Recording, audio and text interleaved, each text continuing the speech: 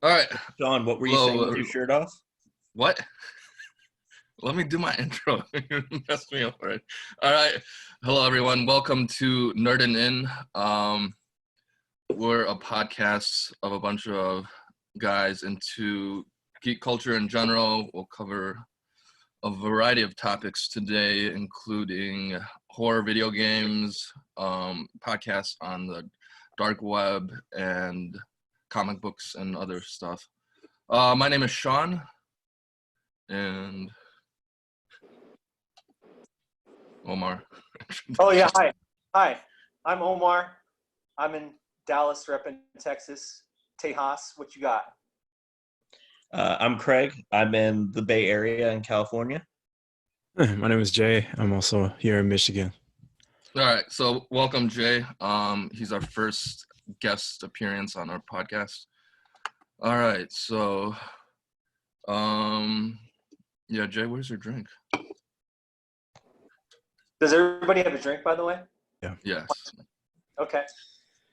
I have another beer from Bell's Brewery from Michigan. This is a summer wheat ale.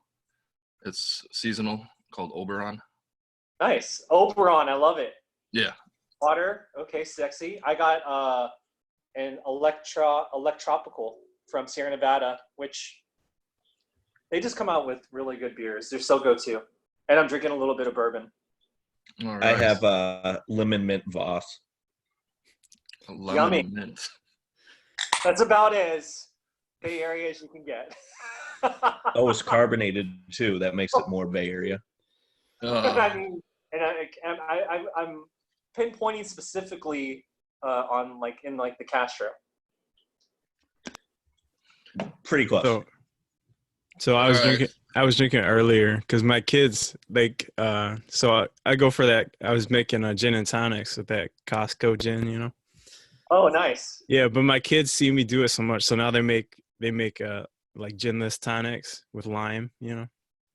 So I had to. Thought you were gonna be like, I was making gin and tonic for my kids. And I was gonna have to call you out on it. No, but if I don't like drink all the tonic water, they drink it all. So I had to make it earlier. So yeah, I love it. How many All kids? How many kids do you have? Okay. I got two kids, 6 and 8. So Oh man, they you're just had blessed. birthdays. Yeah, last That's month. awesome. Yeah, you did a dope thing for the little one's birthday. A week and a half ago. He set up a whole like Lord of the Rings little scavenger hunt.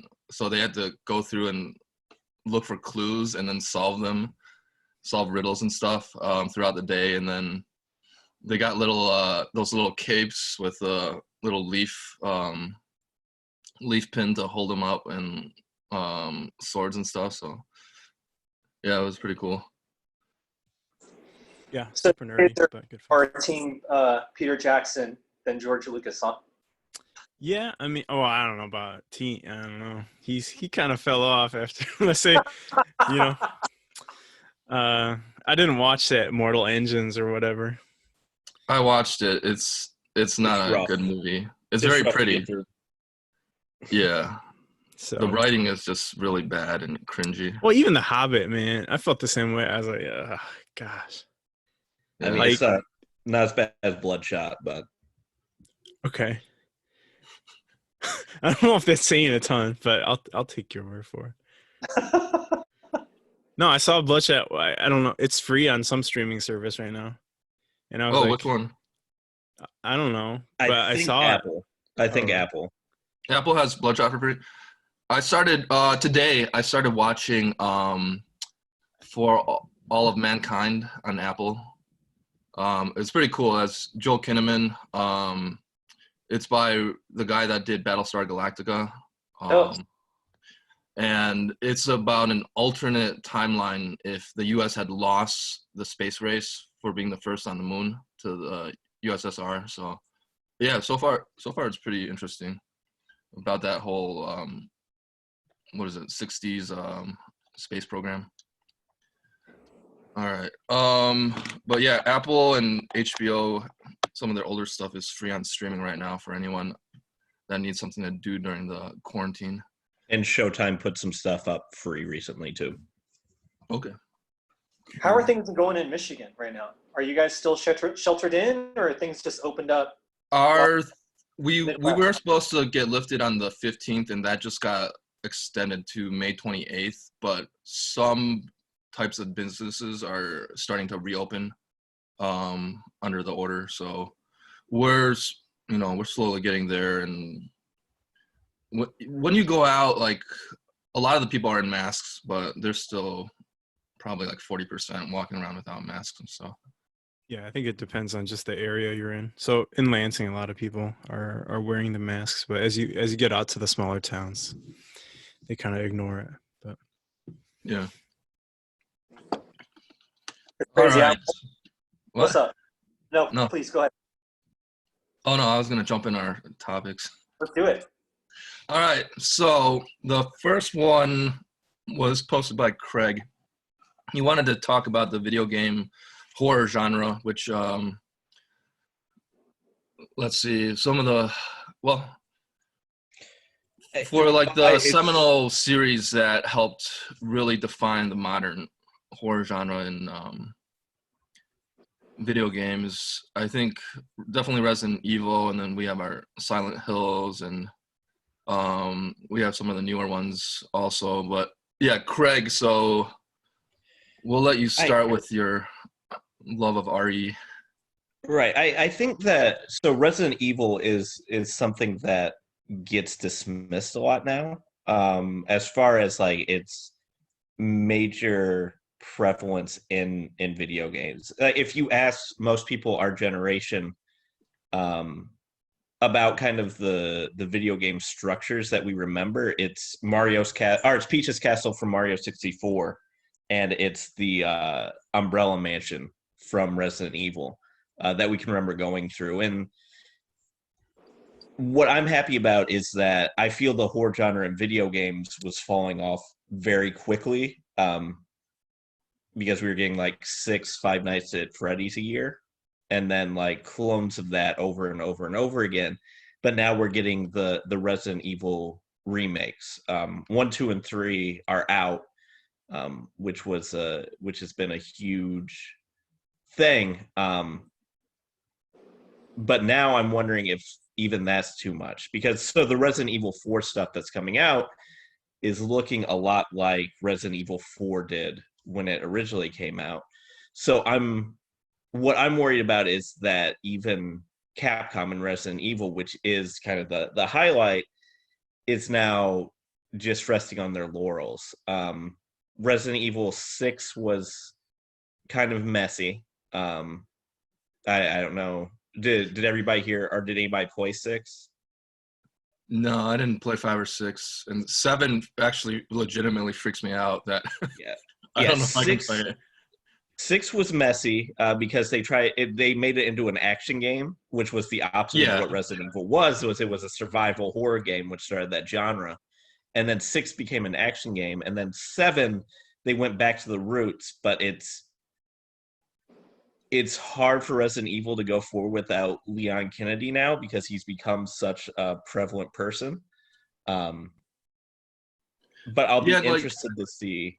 Do you think 4 is almost unnecessary for a remake, since all the other remakes are almost basing their model after 4? Right. So the only reason that I could see 4 getting traction is again, Leon Kennedy has kind of become the poster, because Silent Hill changed protagonists, and Resident Evil is unique in that the biggest name tied to it came in 2. People will argue that it's Chris or Jill from 1, but if you ask most people, Leon Kennedy is going to be who they go to. And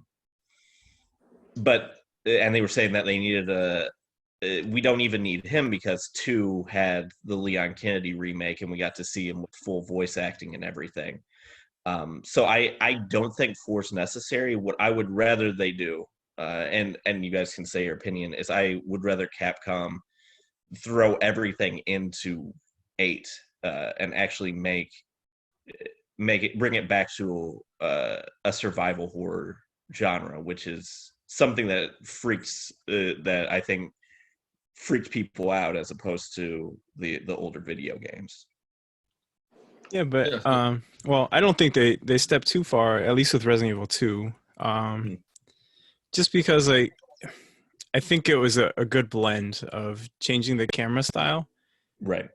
and still having the terror, because um I wasn't prepared for how much ammo like I wasn't supposed to spend, at least on the Right. first run through before I really like learn how to dodge and stuff.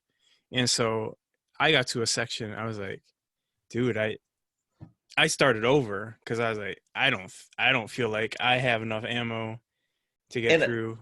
and that's what I loved about Resident Evil is that it Yeah. set that up, that it like the first time I think everybody played Resident Evil 1 or 2, because I think that's where most people jumped in. They had that moment where they're like, I've been using ammo and now I have to deal with Mr. X, or I have to deal with these dogs and I don't have ammo to go through it, which made it so unique. Because if you look at the horror genre before that, like Alone in the Dark, I think was probably the big name. Mhm. It was much more, you have all the ammo you need and puzzle solving. So as far as you guys here, what is your history with kind of the horror genre in games? So mine, I guess, yeah, PS1 Resident Evil. I got to the first zombie with that cutscene of him crouched over someone eating them and then slowly turning.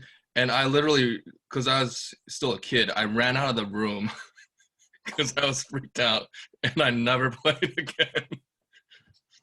So yeah, like the tank controls of the old games, like Right. I guess my fear was like I didn't like the feeling of having crappy controls and dying because of that.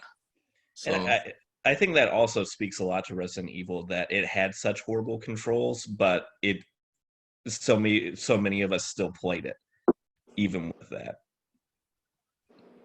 yeah, I think it was almost like a feature because like even in their other games that weren't horror, like Monster Hunter was Mhm. notorious for horrible controls. Capcom, I don't know. Yeah, They if it wasn't Mega Man, their controls were not great. yeah. And Omar, were you a horror gamer, or did you miss that? Slightly. I mean, for me, it was mainly I was always just in RPGs or action fighters, but the games, I mean, Resident Evil definitely.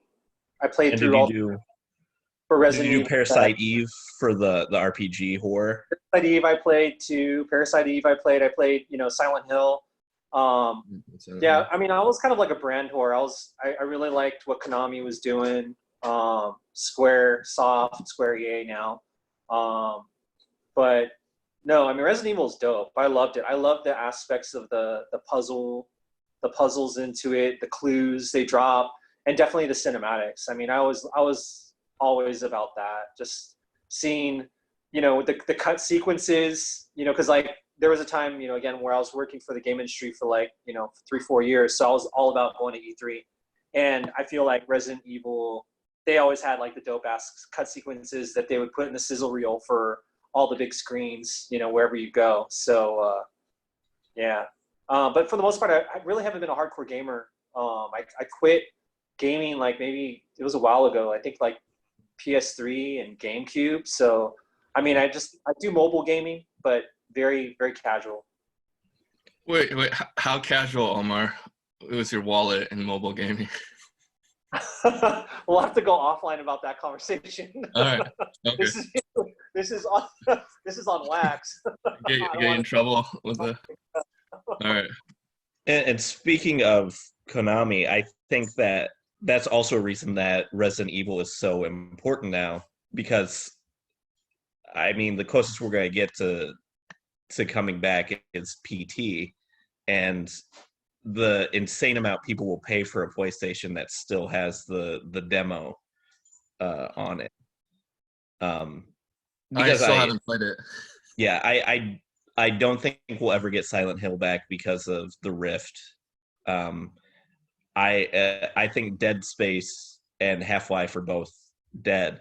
So really it is, and I think Parasite Eve is too disconnected. So I think it's up to Resident Evil to inspire the next generation again, which is a unique place where the game that inspired a whole generation now has to bring it back again. So I know you were big into that Friday the 13th when that came out. Do you consider that game horror? It's like a 1v all type of game. I do, but then that had its own issues. Not to get too much into it, but the horror movie genre is kind of in flux now. That Friday the 13th, there's an argument about who owns the rights. So the video game lost the rights in the middle of it, so that game can't get updated. So it's a lot like PT. Yeah. So I did want to yeah. say, Go ahead, Jay. I did want to say something about Silent Hill because I think last month, right, they were saying Sony is basically pushing it forward, the next one. But I worry that's going to be the same as the later Metal Gears, where but is that not the same? Is that just a Konami thing, or is that a like Kojima thing? Yeah. Right, and that's why I think that whatever we get for Silent Hill, so Shattered Dimension, I think, was the last kind of heralded Silent Hill. I think people are going to argue that it's not PT. I think it's going to be the same thing that happened when we got. I mean, the later Metal Gears weren't bad games, but because it wasn't like the same vein, I think that's going to be the argument. I think that's what's going to kill Metal Gear. Or what? Sorry, going to kill Silent Hill. I get it, but at the same time, I feel like the genre kind of evolves to some degree, right? Because I don't think people would necessarily point at Dead Space and say, "Oh, that wasn't a horror game," right? And I think it doesn't feel Resident Evil-ish, right? But by some degree, I think changing the camera is a necessity. Just in at least from what I've seen from Resident Evil fans, that's like a big sticking point for them for some reason. They still want their games in 2020 to have the tank controls. You know what I mean? Yeah. And I played the old ones. I'm fine with the camera, but I also recognize that like that's like you're limited in some ways, even though you can control more things. I think having the freedom while still retaining like the horror, because I'll say this, like Resident Evil 2 remake made like a single zombie scary again, you know what I mean? Right. And it's and I don't know how much you've played of the 3 remake, but just the demo. Well, the Nemesis has like that concept has become scary again. Yeah. Which again, that's another Resident Evil thing, is Resident Evil 3, the idea of Nemesis, the idea that there's a boss that you can't kill that can show up pretty much any time. And you had it with Mr. X and 2, but it wasn't as prevalent. I actually think that that's the next wave. But we'll see. The horror video game genre. I think Ilphonic is the other company. They just released Predator Hunting Grounds. And they were behind Friday the 13th before the licensing issue. I think that they're also the next wave, and we'll see, because there's rumors that Assassin's Creed Valhalla has horror elements in it. Huh, that's interesting. So we'll see where they go from here. Is there much of the kind of relationship or like a synergy between the video game and the film for, like, say, Resident Evil? So like, I know the Resident Evil movies, I know that they were they were, but has there been any type of interplay between the two? Because I know there's been at least 7 Resident Evil movies or some shit. Like, it's a mess. So Resident Evil 1, the movie, is loosely is loosely Resident Evil 1 the game, but with a different protagonist. And then Resident Evil 2 the movie is loosely Resident Evil 3 the game, again with a new protagonist. But then they started putting the protagonists from the games into the movies, and then they killed all the protagonists off screen, but then people got upset, so they put them back in. So the history between the films and the game is messy. But they have done anime style movies They had that CG are movies. right, They had, and like, CG 3 of movies them, that I think. are that are straight from the games. But I would also Leon. But Right. they're even though they're based in the game world, they're kind of cringy. I think I've Yes. watched at least 2 of them. Yes. What I would actually recommend doing if you're interested in the story of Resident Evil is to watch some of the YouTube series that chronicle it. Particularly if you follow Tim Turry, who was a writer for Game Informer who did long plays of the Resident Evil series. And because of how much love he put into them, he got hired by Capcom, and he was one of the lead designers on 7. He's a good one to watch.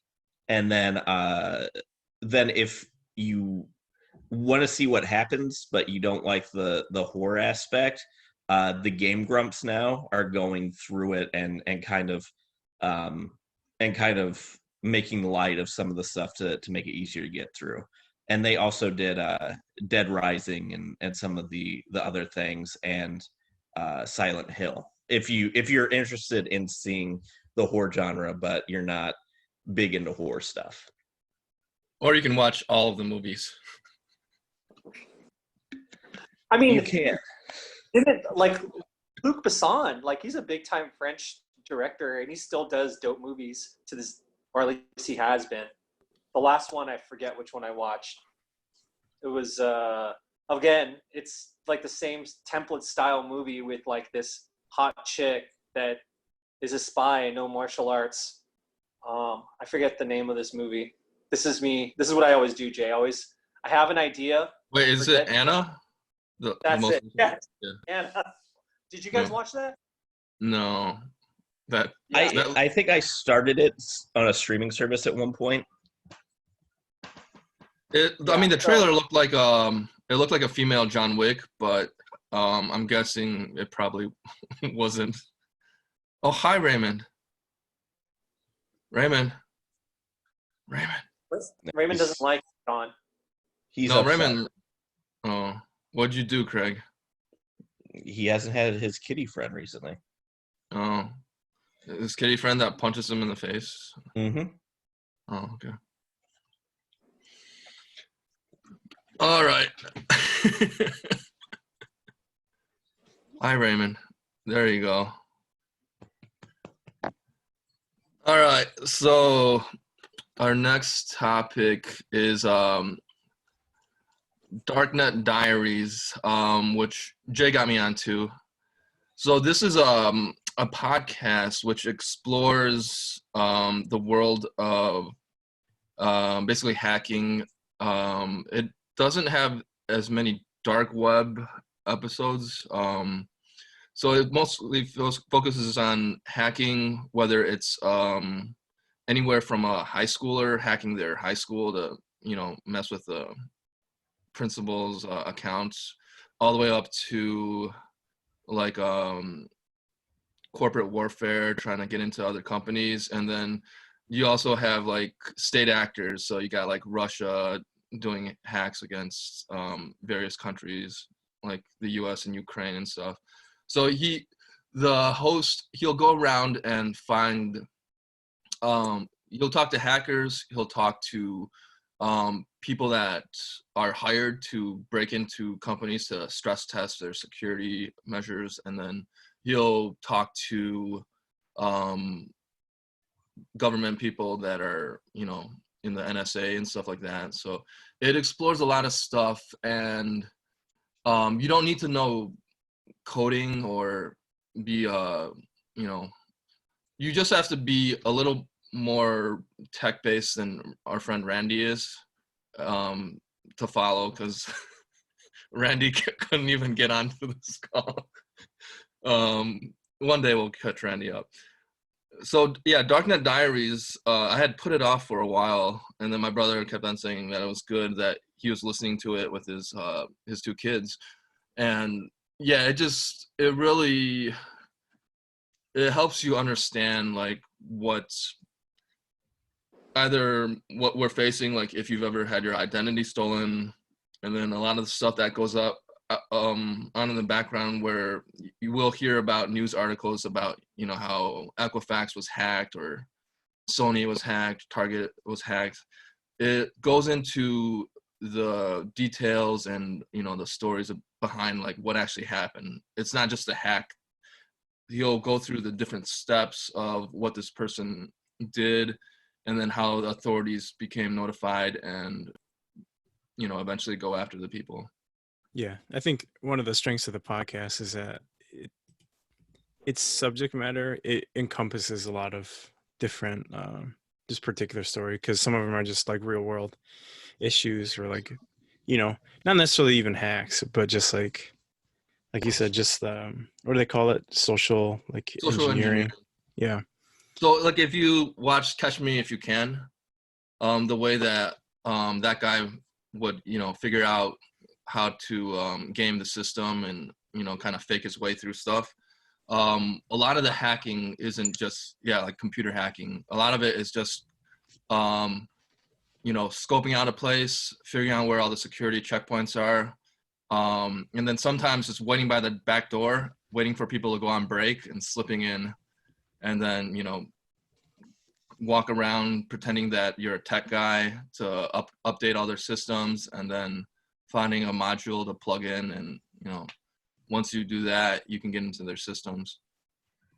Yeah, that's just insane hearing about all this, because so for me, my day job is I work in insurance, and I would say probably the biggest untapped market that we've really had has been cyber theft, ID theft, cyber fraud, and malware. So like that's something that for insurance companies we really never like took on heavily, but because of the lack of attention that banks have towards any of this stuff, because I think the main consumer market, at least from the standpoint of like a consumer, I'm not talking about business to business, the banks haven't really done much. And when you do, have you guys ever had like your credit card stolen or anything like that, or had like a fake purchase on your credit card or your checking account?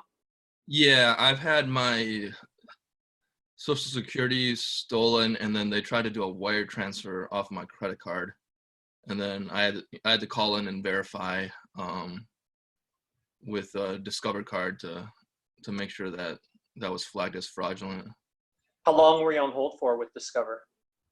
Mine wasn't too bad. So it was a single transaction before I was notified that, you know, something was fishy. So their security measure was they had partnered with Sears back when that wasn't bankrupt, and I had to go into a Sears and show them my ID, and then the Sears person called into Discover to verify that I was who I said I was. Yeah. So what we found, with State Farm, is that most banks, because of the heightened use of outsourcing, to get eventually to the fraud department, sometimes it can take as long as 2-3 hours for a consumer on the phone. And usually what they do is, you know, oh, we'll call you back. You don't have to hold, right? And what does it feel like when you're wronged, right? It feels like you're very much in the moment. When you feel it, you're hot. So it's like what you guys are talking about. That sounds really interesting. I mean, I'm definitely going to check it out. What's the name of it again? Darknut Diaries. Yeah. Yeah, and there's some interesting, some of the ones that stick out to me are like, they give like I either virtual or in person people like the wrong address. One was like the IP address was wrong by like 1 digit or something. So they ended up hacking like the wrong company with the pen test. And That's then, crazy. you know, or like, because, you know, a lot of times banks are like lined up next to each other in big cities.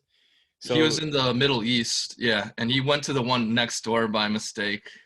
so And he walked in and basically planted a dummy called like a rubber duck or something like that. You know, on it's a harmless program, but basically says I was able to hack onto your computer. But he did this in the wrong bank, and then he gets out and he's like, holy crap.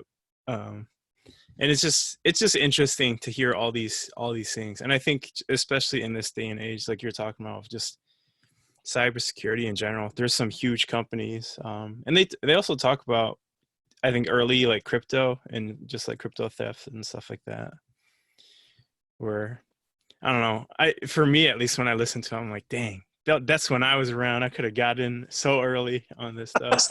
yeah, because they were hacking stuff, like some people were hacking MMOs, and then like they would basically steal all the gear from other players and then delete their accounts and then go on like, you know, eBay and stuff and sell other people's And stuff. people would ransom characters on MMOs too. Yeah. So Yeah, one so of like these one of these games that I casually play, it's a Marvel Contest of Champions. And man, like, so knowing how much the average video gamer, the gamer, a hardcore gamer, a casual gamer would pay back when I was like in gaming in 2000s to 2010s, you know, what was it? Maybe the platform would cost maybe like $300 to $400. The game would cost 40 to 60.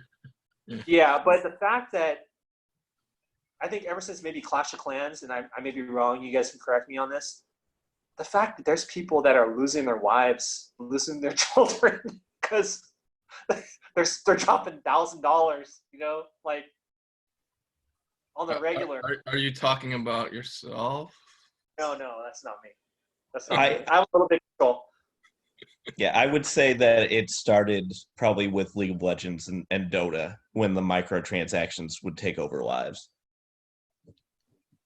Yeah, so like one of the hackers was basically saying that how he felt what he was doing by selling the in-game items, that was kind of like microtransactions, except for the games weren't in on it yet. The hackers were the ones doing it, and then nowadays the games themselves are like, okay, we want to be the ones that control that kind of ecosystem and make the money off of that. So but yeah, there's all kinds of people from all walks of life in that podcast series. It's really great. So yeah, the things that I've learned from it are update your computers. Like, nobody likes the Windows updates when you're trying to shut down your computer, but just hearing what goes on that podcast, like merely updating your systems so they patch little loopholes and stuff, that can save like thousands of people, and usually some of these hacks can cost like, you know, tens of millions of dollars sometimes, for when you add up all the damage that it does. So yeah, update your systems, have strong passwords, because a lot of people, I think, especially the routers, they come with a default admin or admin password. A lot of the, you know, hackers, they get past that, and Those are all my passwords. yeah. Yeah, so update your passwords, update your Windows and Linux systems, and your whatever Mac does, and that can just save headache and money. Also, if people are looking for more fantastical examples, episode 19 of season 4 Big Bang Theory, the Zarnecki incursion, is it does a comedic take of somebody stealing an MMO account, and then Unfriended Dark Web is a horror movie genre take of on being hacked through your credit card. Yeah, Oh, it gets almost to the point of being supernatural, but it's The first, it's a yeah. fun Don't watch movie. the first. Don't watch the first Unfriended. Go to the sequel. Yeah, the sequel. Yeah. did you get on the dark web, Sean, after listening? I mean, I've used Tor before, but I was never on Silk Road or anything Oh, like that. yeah. But yeah, like, Why's it gotta be Silk Road? That's just wrong. Well, it's shut down now, so you ain't gotta worry about it. but there is an episode on that podcast that goes through the history of even why the guy named it that. And, Yeah. yeah, what happened. There's like usually there was like a community, and then there was internal conflict, and then usually it's just the way that people feel about each other. That's usually the undoing of some of these like hacker rings, these hacker groups. Internal conflict will break up the group, and someone becomes a rat, and then everyone else gets taken down. Yeah, it's highly recommended. All right, and then I guess we can talk some comics. I think the latest news, I think Marvel announced they're finally coming back on the 27th of May with their new comics. And then has DC's stuff been shipping already? They got the DC had the first shipment. I think it was this week. This But week? they did something different, right? They branched out. They had two new distributors in addition to Diamond that are helping with the printing and the shipping or something like that. So yeah, Midtown and is it LCBS or UBS, something like that. Two other, I guess they're like Midtown's their own shop and retailer also. That's why some of the I guess some of the shop owners were getting all riled up because they didn't want a competitor to be in the distribution. Sure. But yeah, DC, they started with some of their smaller titles, getting those printed and shipped out, and the whole retailer side is split on whether they like it or not. So aside from Jay, the ones that those of us from the Bay Area, we all played Clicks at Comics Conspiracy, and for the first time today, they were allowed to start curbside pickup in the Bay Area. The Bay Area was one of the first places in the country to start getting locked down, and yeah, it's good to see that things are starting to come back. So that Ryan doesn't have to be begging for buying his T-shirts and gift cards online. Yeah, like the gift card thing, I think a lot of places were trying to do it, and then I guess the critics were saying like basically that's just giving people interest-free loan. And then if a small business is a little shaky, you don't even know if you're gonna get that money back. Sure. And I mean, I laugh out of like stress, because obviously Ryan's my buddy. That shop was a big deal. I wouldn't have known Sean and Craig if it wasn't for that shop. So, Yep. But the thing is, it's funny. I think this was like about a month and a half ago. We were talking about the comic book industry and talking about how it might not even come back. And it's crazy to think that in a month and a half, we're going to start having actually new comics. Like, I think I just went into a shop that was maybe like 2 miles away from my office, and it's like in a kind of a suburb area, and they're doing the curbside. But the shop owner let me in, and I'm always wearing a mask wherever I go in and everything. But the 4 books I always pick up is always gonna be Avengers, Thor, Black Panther, Spider-Gwen, and maybe like, I don't know, some other book just to pick up, like an indie book. But it was crazy to think that like I'm in a shop and I'm picking up comic books again. So it's like, it's not normalcy. It definitely isn't that, but it's cool to have that, Yeah, because it's been so long. It's been since for some states like California since mid-March. Yeah. That where the shutdown happened. And right now, it's like May 9th when we're recording this, so it's almost 2 months. And just a quick thing for people, even if you're watching this and even if you don't read comics, so my favorite comic book character from DC, Selina Kyle, Catwoman, is celebrating her 80th anniversary this year, and there's a huge issue coming out, and to support comic shops, a lot of them are dropping the price on it. So if you want to support local businesses, go in and pre-order a copy of her 80th anniversary book. It'll be like $8, but it's a big deal, and in a way that you can support small businesses. Is it going to have like 25 variant covers?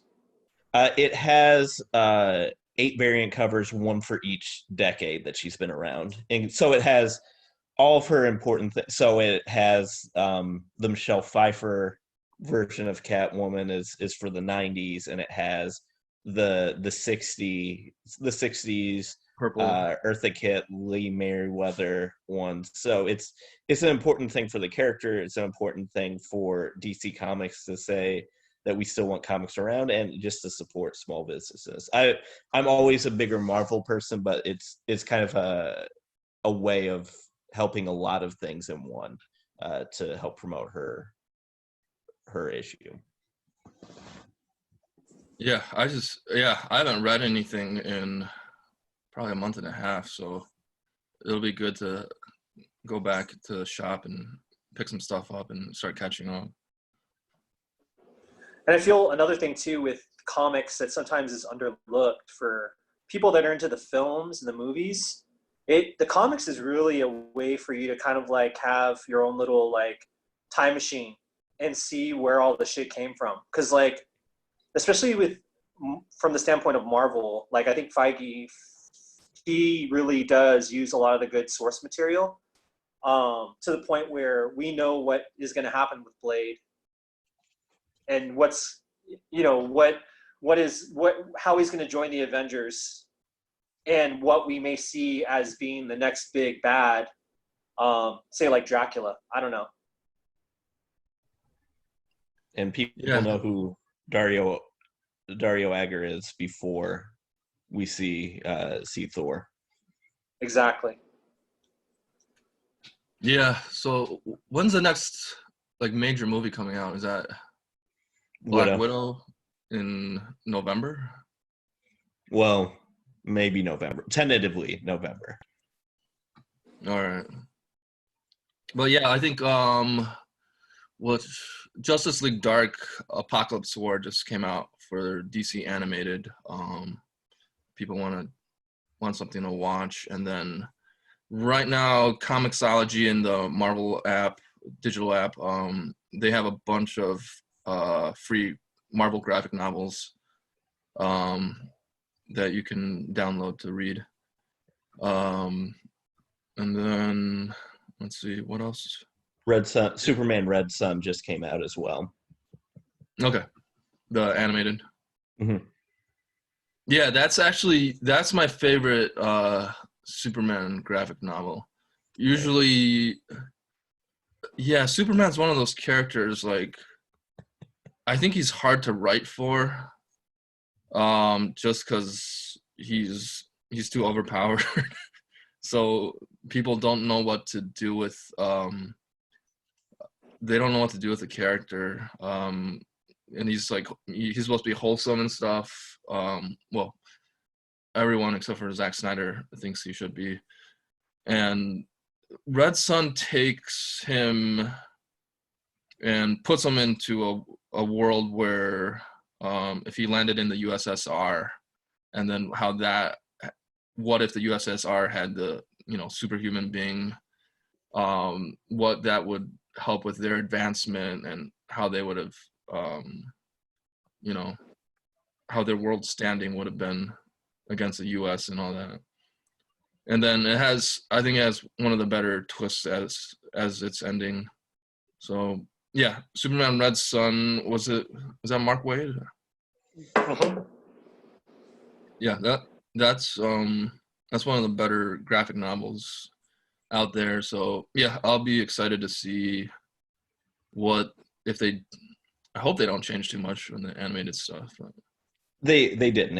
It's pretty well put together. They just highlight some of the minor characters. It's similar to Gotham by Gaslight, which is another fantastic graphic novel that they did a great job of animating, where they I watched that highlight one. some of the minor things and expand upon it.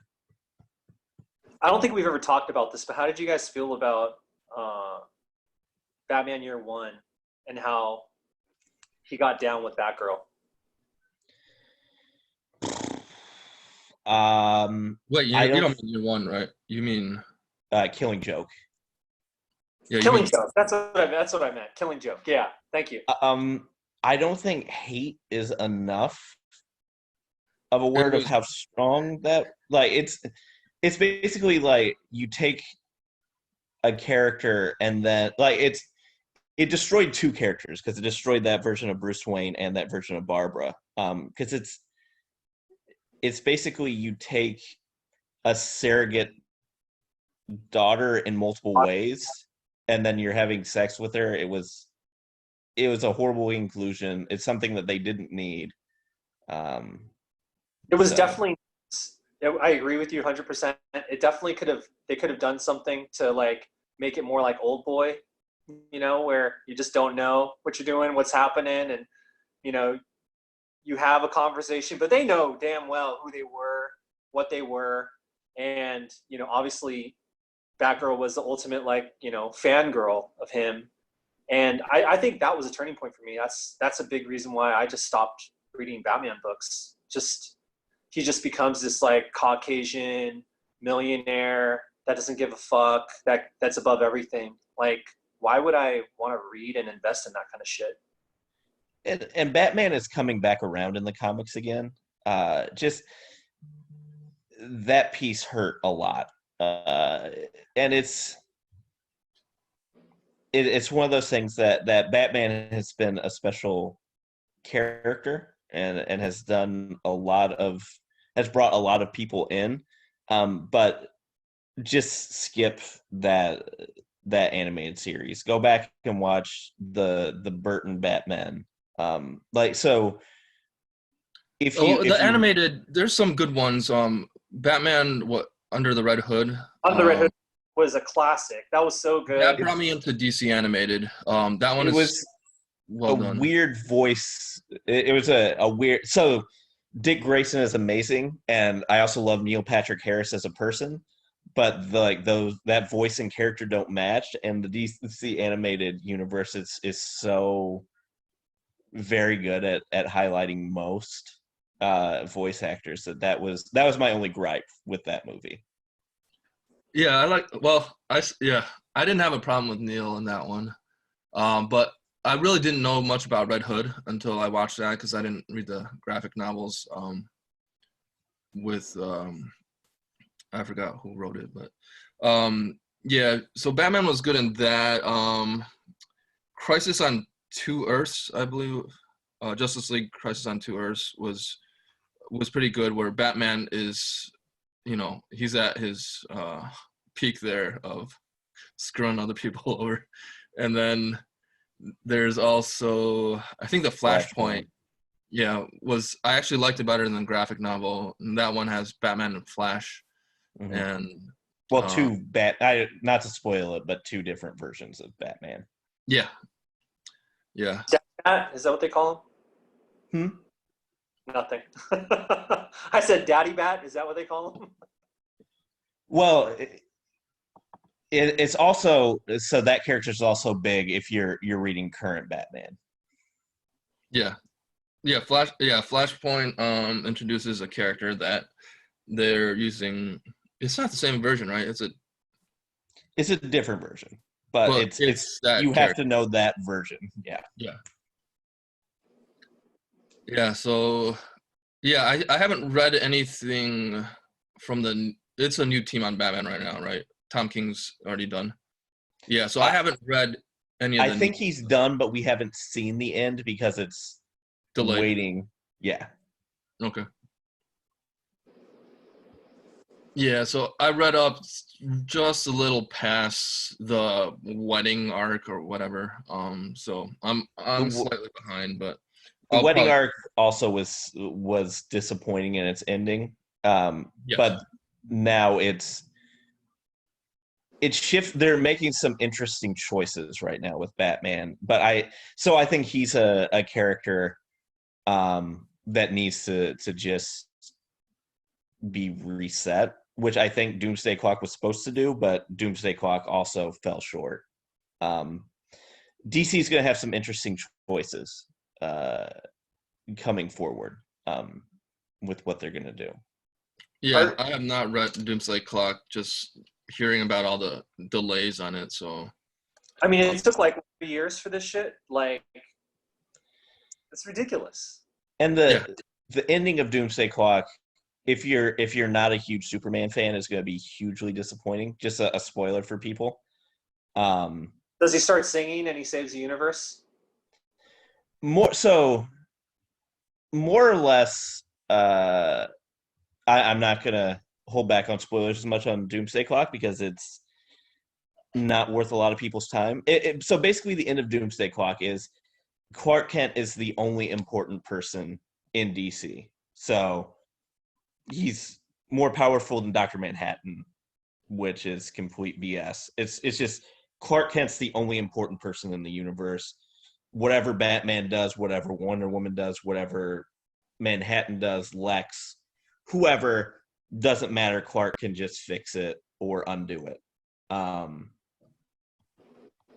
Which is interesting. And I think that's going to hurt them a lot in the long run. Is John still the writer on that, or did they reassign the writing?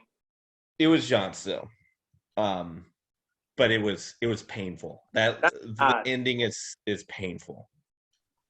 And especially because we got Mime and Marionette are two of the most interesting characters we've gotten as far as like new villains from DC, probably in decades. But then they're gone because the end was so hard, like it's so angrily received by most people that now we're stuck with Punchline, who's another character who is not going over. And before that it was Red Tool. It's just DC feels like they're trying to catch Marvel a lot. And both of those were just trying to catch Deadpool. Red Tool is just specifically trying to stick it to Marvel because Marvel stole Deathstroke to make Deadpool. And now they're like, Harley Quinn's the only thing that's working. Let's try and make a clone of her in Punchline. So there's not a lot of good coming out of the quarantine, but I'm hoping one of the things is that DC was able to hit a hard reset and can look at things differently.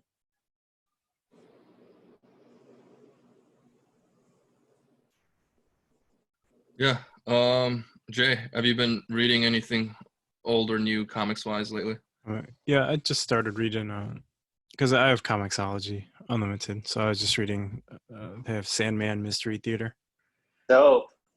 Yeah. Neil Gaiman, man, that guy he's just, you can read him at any time in your life. It's going to be good. You're going to pick out some shit. He has so many layers of quality storytelling. Well, this one is the old one, the Wesley Dodds. So because of Neil Gaiman, Sandman, they launched, envision just the old school 20s. Mm-hmm. Yeah, Sandman. So it's been good. I've read it before. I read it last year, but I don't know. I read it before bed. It's kind of weird, but it's good. Do you have dreams or nightmares? No. I tried reading some of the new Sandman universe Dreaming stuff. Yeah. That stuff's a little rough. It's definitely not on the same par as stick with the game and stuff. Yeah.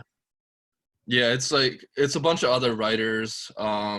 and they're using characters from the universe and some new characters, but they're using every character except for, you know, Dream or Daniel or whatever his name is now. So you have all the secondary characters without Dream. And the whole appeal of the old Sandman was you would get these different glimpses into mythology or history, and then Dream would just suddenly, you know, he'll pop in the background, just kind of observing or sometimes even messing with stuff. And here you just have the secondary characters that maybe appeared once in a while in the old series as the mains, and you don't really care about them. They don't, they're not intriguing enough, and the writing is just not on par to tell interesting stories with them. So, new comic books. One event book that's coming up for Marvel that I'm pretty excited about is Empire, and it's kind of continuing the storyline about the Skrull Kree.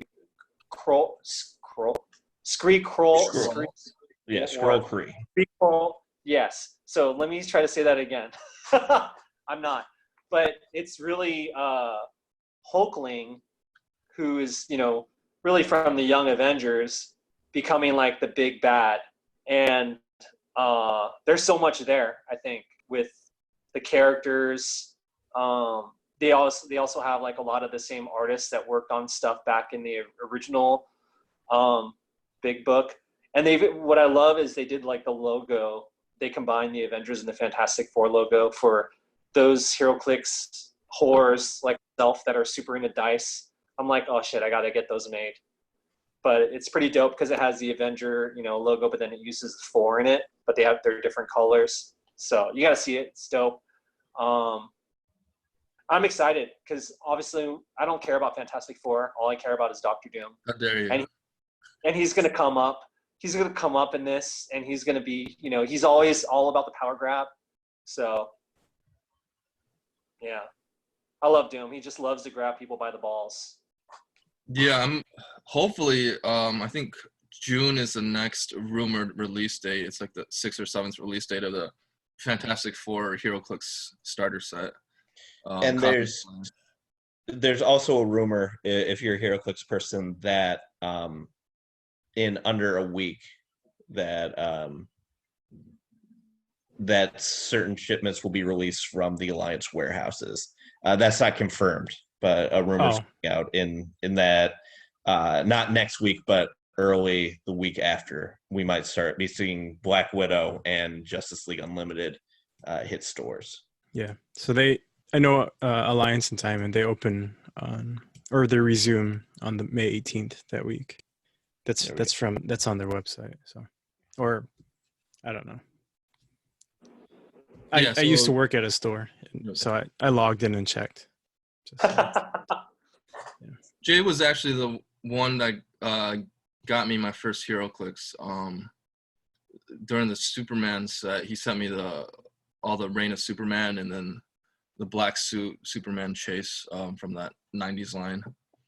And then it sat there, and I didn't know what it was, what to do with it until I met Omar at the comic shop. And he's like, oh, yeah, we do this nerdy thing on Fridays. And I'm like, I'm sure I didn't sell it that way. I pretty much said, hey guy, instead of trying to like race me to the comic book shop to try to pick out the, you know, closest thing to like a, you know, 1.8. a mint comic / near mint or the variants. Because that's how Sean and I met. We used to race on Wednesdays to the comic shop. Yeah, we would actually see each other on the road. And it happened a few times before we started talking. I thought he was a cool guy, and you know how it is on Wednesdays. Usually it's like you're sitting around the shop talking, kind of like how we are right now, you know, and just talking about different topics, and sometimes not even comic book related. But it's cool. It's nice to also learn about the people that are in the shop that are into the same kind of shit that you're in, but have a totally different lifestyle. You know, be it like a fireman, a cop, you know, a lawyer, you know, so. But I remember, what's that? I said, and then we met Craig. Oh, yeah. Can't help No it that you comment. have to take your shirt off. That's not happening. No, So- I got a cool shirt on today. I got the. Hey, that's OG Power Rangers. Yep. Did you guys- What shirt are you wearing under it? Did you guys see the Power Rangers little like was it their stunt thing? You know, they're all like hit each other in the face through their phone or some shit. Mm-hmm. Oh no, I didn't. Okay. It's pretty cool. Check it out. Yeah, they got like all of them. All of them took part in it. Okay. Right, and they're also, if you're a Power Rangers person, they're part of, I think it's the Wizard World online conventions that are going on right now, where you can do virtual meet and greet stuff. That's cool. Yeah, it's them, Charmed, Smallville, and a few others. So do you still buy a pass to the virtual conventions and then you can attend these events? Right. Is that okay?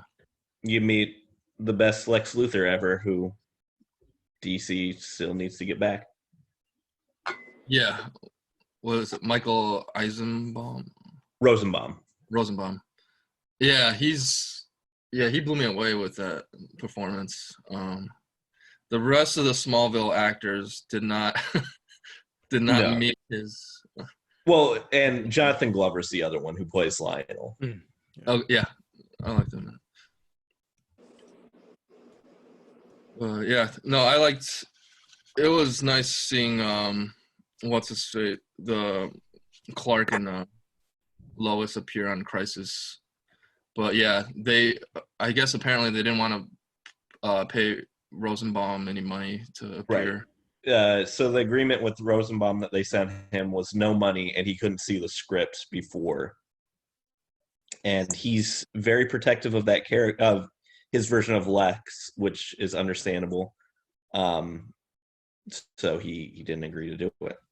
But he is coming back to the anime. It's one of those weird things where in the animated series for Justice League Unlimited, he's the voice of Wally West, which was the inspiration for an episode where Wally West and Lex Luthor switch brains. And it's was reflected in the current clicks, yeah.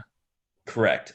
So there's a rumor that Michael Rosenbaum is coming back to DC, but as Wally West's voice instead of Lex. That's cool. Right. I like that. Yeah, I like that too. Yeah, so like in the current clicks, the real name actually says Lex Luthor, in the Flash click, and then there's a mechanic where you can switch. You can switch them back. Yeah, you can switch them. So They did it with Sinestro and Joker. Who else did they do that with? They did it with Green Oracle, which is Barbara and Hal. It's one of the Green Lanterns. I think it's Hal. Okay, yeah. And It's cool, though. yeah. yeah, so yeah, clicks wise, yeah, I want that FF set to come out. I need that Doctor Doom from the starter set. His stats are awesome, and they finally made a good Silver Surfer also with hypersonic pick your power. Basically. How do you guys feel about how Wizkids is just taking control of their own destiny by making sure that they're able to sell through all their stock, even if it's just them selling it? It's okay. I like some people are up in arms about, oh, they're competing with the shops and stuff, but they're selling at full retail $129.99 per brick, and then you got to put shipping on top of that. Yeah. So if you buy it through them, yes, you can buy it through them, but you're paying more than your local shop. I think it's a win-win though, because some people live like hours away from shops. That's what I'm saying is so most of the local shops I've talked to are actually fans of it, because like say places in Idaho that actually there's a surprisingly large clicks community but no shops, they can get the product.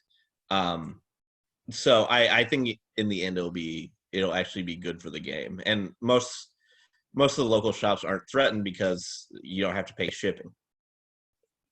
Yeah, yeah, and I actually don't know how much it would actually. I'm one of those people that didn't think they were in dire straits, anyways, just because they're under NECA.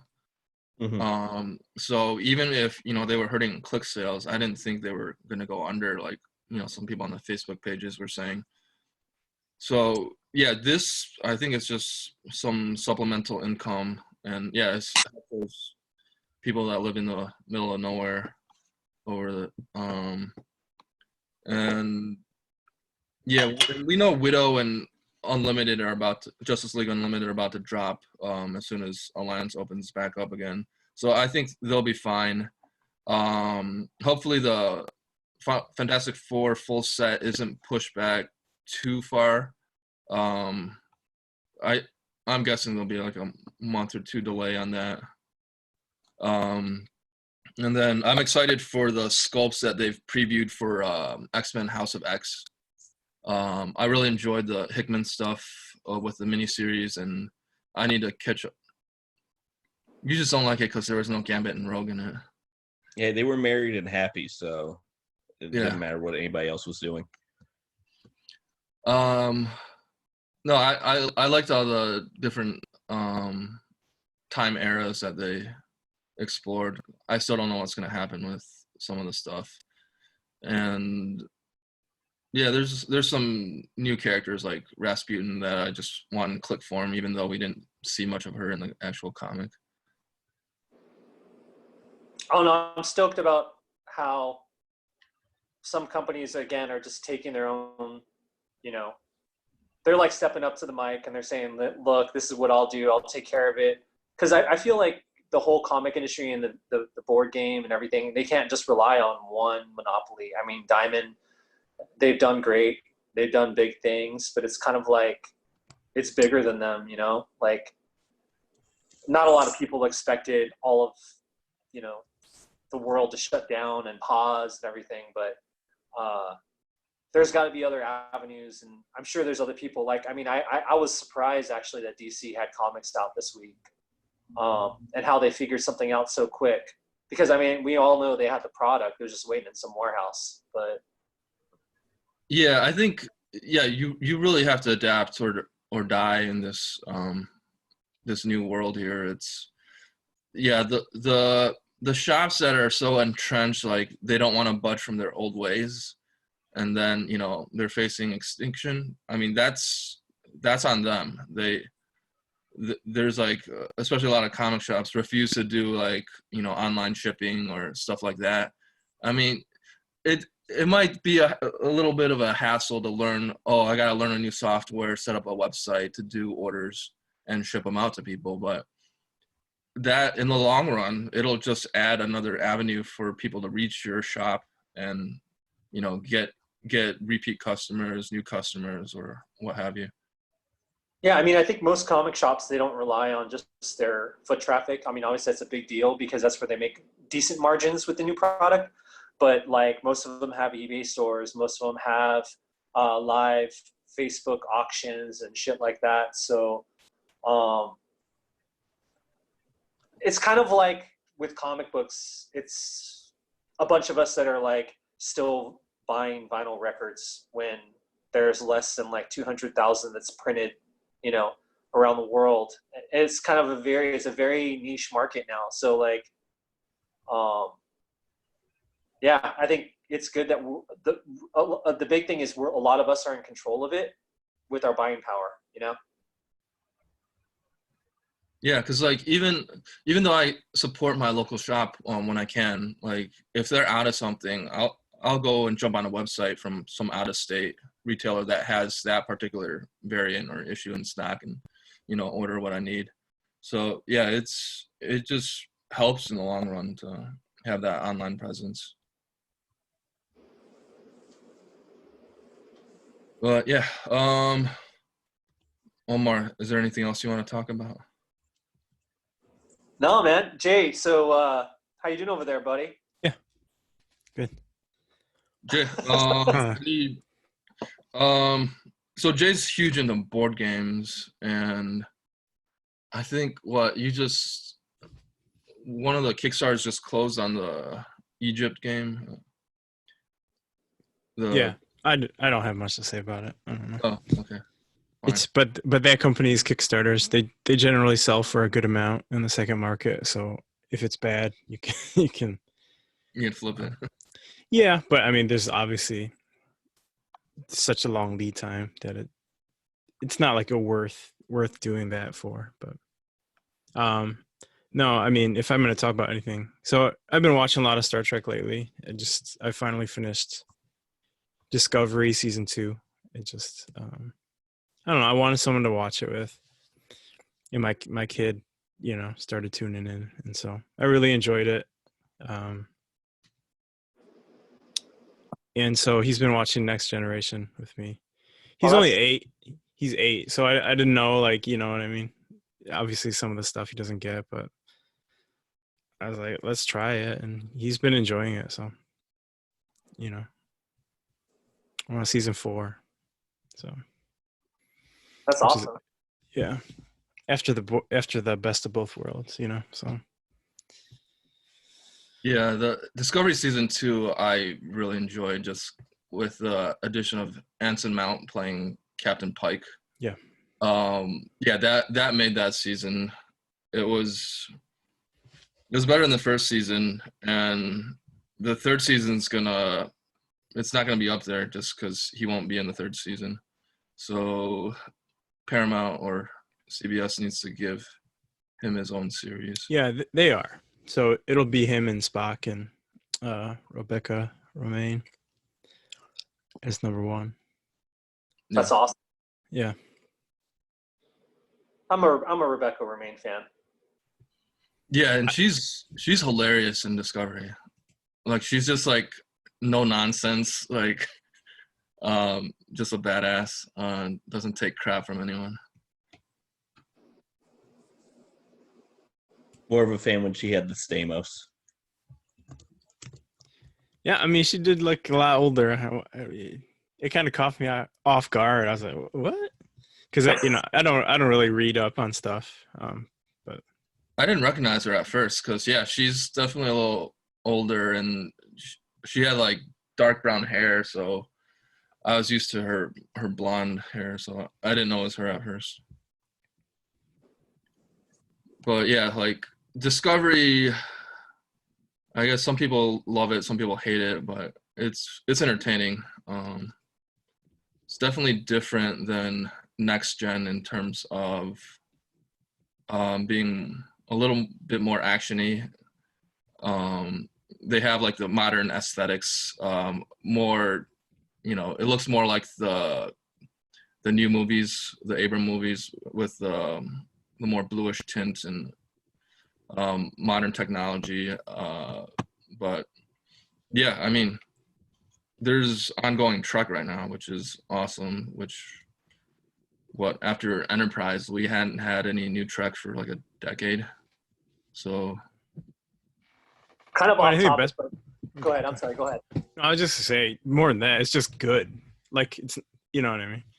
It's not like every episode is amazing, but and then it looks so good. I think even when Trek was at its most popular, it never looked that great with the TV budget. no, it's low budget. You know what I mean?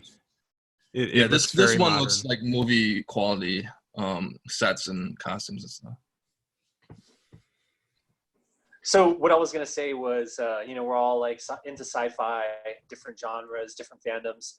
How did you guys feel about that release of the now recently declassified Pentagon videos of supposedly Air Force interactions with identified flying objects? I didn't see it, so They were murder hornets. No, it wasn't murder hornets. No, this is something that I happened. know, I'm just messing with you. Oh, okay. Do you just think it's like smoke and mirrors, or? I haven't heard about it either. I'll have to check it out. It's one of the things where it's hard for me to fully get behind media things, because it's hard to get unbiased information now from because most news sources you're gonna get bias either way. So it's hard for me to fully invest in that story, especially because it kind of fell through the cracks so quickly because of the COVID things. I'd want to see it investigated more. That's the number. I need your password so I can log in so I can pull the reservation back up. Continue on, please. So I think we should talk about the hacking story and go back to Omar and listen to this password. Yeah. No, definitely not. Get into all of Omar's systems.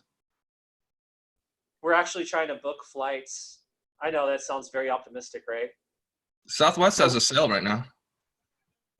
Yeah. No, for anybody who's looking to book flights right now is a great time to do it because you're gonna get some pretty nice fares and there's no changing fees if your flight doesn't end up happening.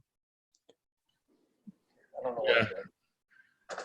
So when do you think, like for us Clicks players, there's Worlds coming up in October. Our Nationals was already canceled.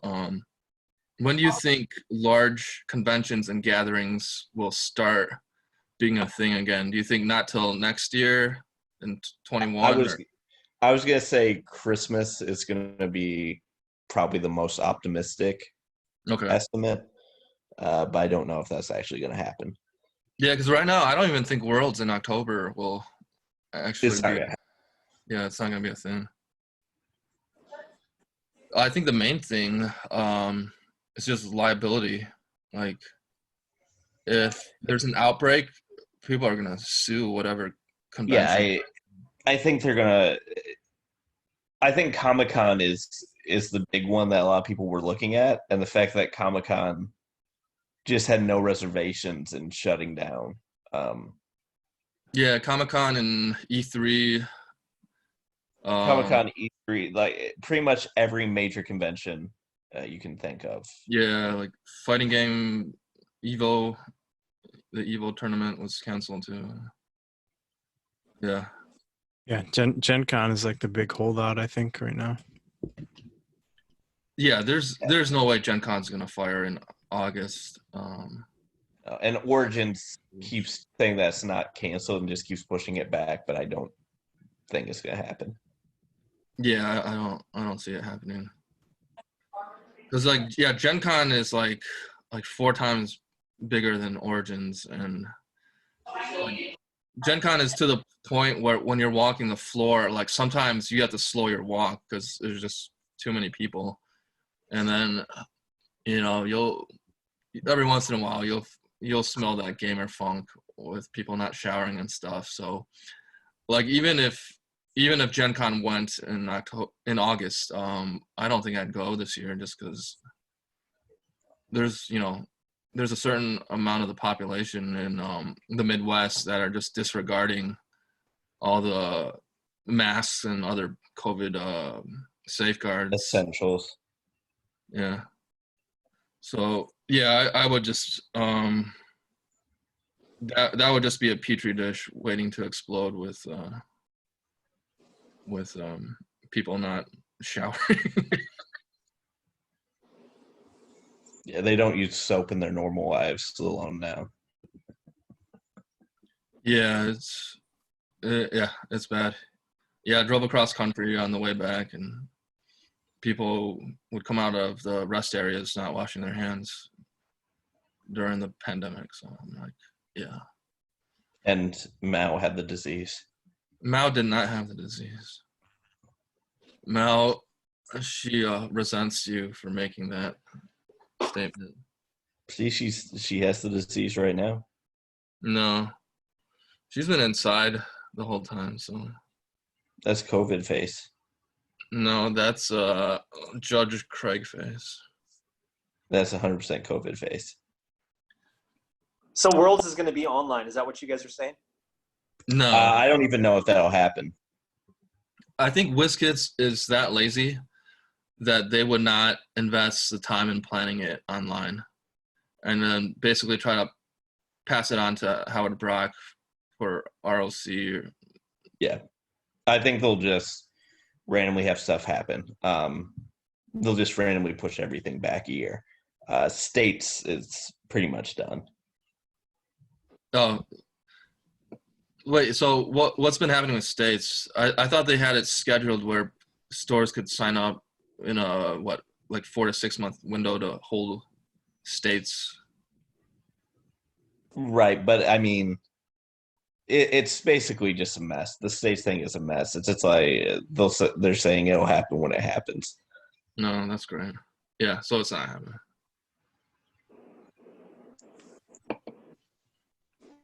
But yeah, I don't even know how local venues are gonna start when they'll start opening up and how they'll do their gaming, because any tabletop type of gaming, whether it's clicks or card games or Warhammer. war gamers, like you're sitting like, pretty close to your opponent and sometimes sharing like the same You game. can touch the same stuff. Body odor.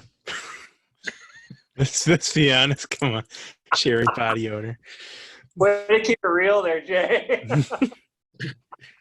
Yeah, he worked in the game shop for like 10 years, so yeah. Oh, dude, we had to put up a sign saying if you. we reserve the right. Yeah. To To ask you to leave if we believe that you're like not meeting the hygienic needs of the people around you. Oh. Yeah, that's a big reason why like I loved anime, but shit, I couldn't go to those anime festivals anymore. It was just fucking, it was real bad. Well, for Magic pre-release, you have like 100 people, in a relatively like small store. It was, And a bunch of them are like, 13, 14, still going through like prepubescent shit, and it's Yeah. like, No, even the guys in their 20s, man, Yeah, they're man. just gross. because all they're doing is eating those like chili flavored Fritos. those are fucking delicious though. You gotta Yeah, but they go to the Speedway, get those, open it up, and put the because you can get all the free cheese sauce and the free chili that you want. So they would just, it's disgusting. Anyways. And we had a Clicks player who didn't believe in deodorant and used crystals instead. Oh yeah, we have one of those here in mid-Michigan too. Is what, crystals? Huh? Yes, he believed that he would like wave crystals over his armpit, and he thought that would deter the odor. Okay, our guy isn't like that. That's crazy. But yeah, I don't know how the tabletop industry. I mean, like Magic's adapting because they're going full on with their online stuff. I don't know, Jay. How's their online stuff compared to the like weekly tournaments? I don't know. I know a lot of people are doing it, and because they launched kind of a new platform, it's probably not a terrible time for them, honestly, because they're getting more people just used to using that platform. So like I said, I haven't kept up with that much. I know that the local store, they do have physical product, and so they had a pre-release and a release stuff, just like drive up, curbside stuff.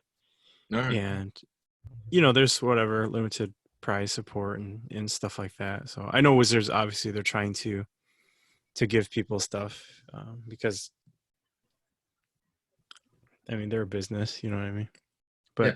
I think it's being well received. People still want to play, and this just gives them an opportunity to, because in the like the RPG and board gaming world, I know Tabletop Simulator, a lot of people have purchased it and are using it. Same thing with Roll20 and other online like RPG players, just because like I don't know, you can't do what you usually do. So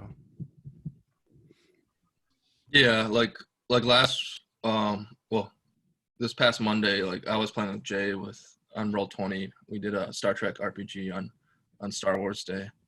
But yeah, it was set in the like kind of like the next gen Deep Space Nine era of Star Trek. So yeah, Roll20's, I think it works for some games. Like RPGs work great on it. I've tried clicks on it once. I know Craig plays a lot of clicks on it, but it just doesn't seem the same with clicks. No, But it doesn't, but it's one of those things where it's you take what you can get right now. yeah, that's like the only option right now, especially tournament wise. But yeah, I think Tabletop Simulator, there's like one guy that's doing a lot of programming where he's putting all the new clicks and stuff into Tabletop Simulator, and it looks a lot better than Roll20. And you can even do like sealed stuff in his little simulation. So yeah, there's clicks does have some options online.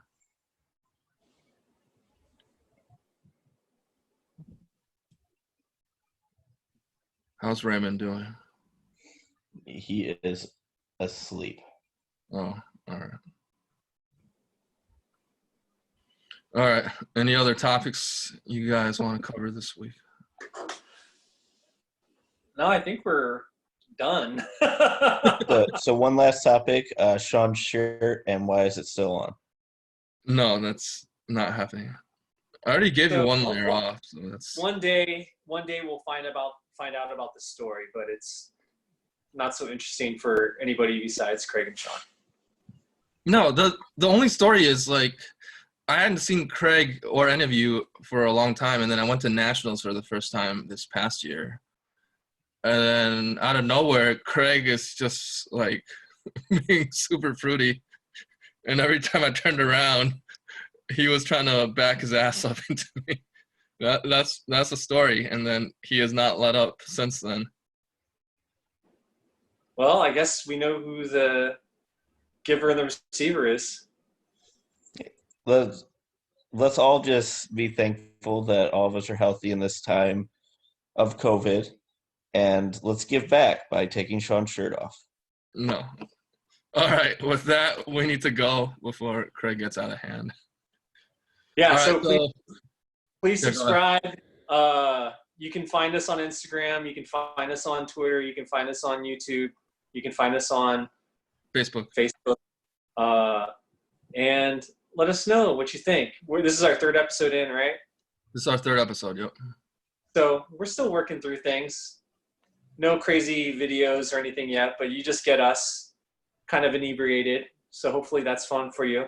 And thank you so much, Jay, for coming on. Yeah, for sure. Thanks for having me. Hopefully you weren't too. You were definitely the coolest cat here of the crew, I feel. I don't even know what that means, but Yeah, he's the coolest one. All right. So I will see everyone next time. And yeah. Tame All yourself. right. All Bye right. bye. Bye-bye. Where is it? There it is.